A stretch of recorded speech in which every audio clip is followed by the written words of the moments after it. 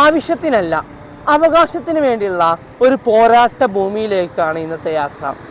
അതെ, Kasaragod medical college collectorate മാർച്ചിലേക്കാണ് യാത്ര. വിശേഷങ്ങളിലേക്ക് കടക്കാം. കാസർഗോഡ് എന്ന് കേൾക്കുമ്പോൾ തന്നെ മറ്റു പല ജില്ലക്കാർക്കും ഫാഷനിൻ്റെ നാട് എന്നത് മാത്രമായിരിക്കും പറയാനുണ്ടാകുക.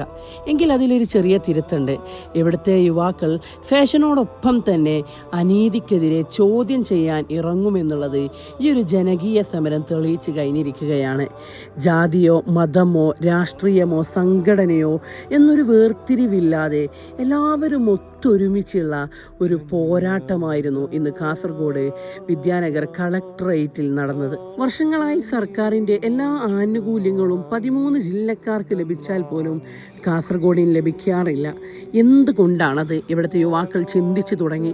അതിനുവേണ്ടി ശക്തമായി ശബ്ദിക്കാൻ രംഗത്തിറങ്ങിക്കഴിഞ്ഞിരിക്കുകയാണ്. ചുരുങ്ങിയ സമയം കൊണ്ട് ഒരു നാടിന് മെഡിക്കൽ കോളേജ് കൊണ്ടുള്ള ഉപകാരങ്ങൾ എന്താണ്, നമ്മുടെ നാട്ടിൽ അതില്ലാത്തതുകൊണ്ടുള്ള പ്രശ്നങ്ങൾ എന്താണെന്നൊക്കെ ഖാദർ കരിപ്പൊടി എന്നുള്ള ഇൻഫ്ലുവർ മനസ്സിലാക്കി തന്നു.